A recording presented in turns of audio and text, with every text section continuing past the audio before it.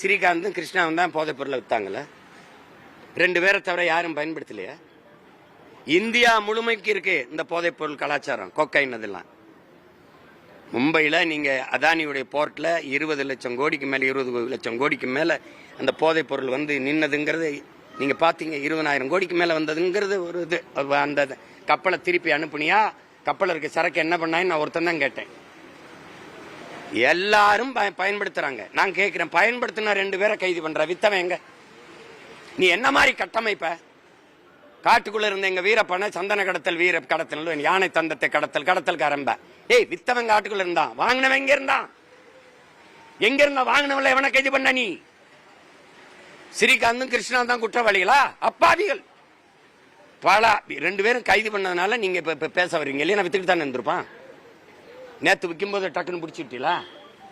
வித்தவன் யாரு? அதை இந்த ஸ்ரீகாந்துக்கு வித்தவன் ஒரு அதிமுக காரன்னா அதை திருப்புறீங்க. அப்ப திமுக காரங்களுக்கு இந்த போதைப் பொருள் விற்பனைக்கு எந்த சம்பந்தம் இல்லை, எந்த சம்பந்தமும் இல்லை. திரும்ப திரும்ப சொல்றேங்க, ரூச சொல்றான், குற்றவாளியை பிடிச்சு தூக்கில போடுறதை நிறுத்துறா, அவன் குற்றம் செய்வதற்கான காரணத்தை கண்டுபிடிச்சு தூக்கில போடுறாங்கிறான்.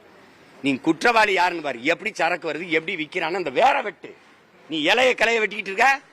நீ இப்ப உள்ள போட்டதுனால அந்த போதைப் பொருள் விற்பனை நின்றுமா இல்ல தடுத்துக்கப்பட்டுருமா? 2 அப்பாவி பலியாயிட்டான், அவ்வளவுதான். வேற அந்த 2 பேரை தவிர யாரும் பயன்படுத்தலையா?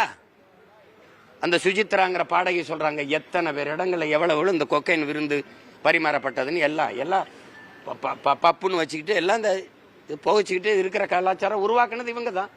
கணக்கு இல்லாத கஞ்சா கோயில் அடிவாரங்கள், கோயில் வளாகங்கள்ல விற்கிது, கல்லூரி முன்னாடி விற்கிது, பள்ளிக்கூடங்கள்ல கஞ்சா சாக்லேட் விற்கிது, கஞ்சா சாக்லேட் மிட்டாய். பிள்ளைகள்லாம் அறப்போதையிலே உட்கார்ந்துருக்கு வகுப்புல. ஆசிரியர் பெருமக்கள் என்கிட்ட சொல்றாங்க, அவங்க பேச முடியாது, பேசினா உன்னை நீ வேலையை விட்டு நீக்குவேன். சாராயம் விற்கிற அரசு கொக்கைனை கைது பண்ணுது, எப்படி இருக்கு? எப்படி நீங்க எப்படி ஆட்சி முறை இருக்கு? குடிக்க போகும்போது காரில் போகலாம், குடிச்சிட்டு வரக்கூடாது, கைது பண்ணிக்கிறோம். எப்படி?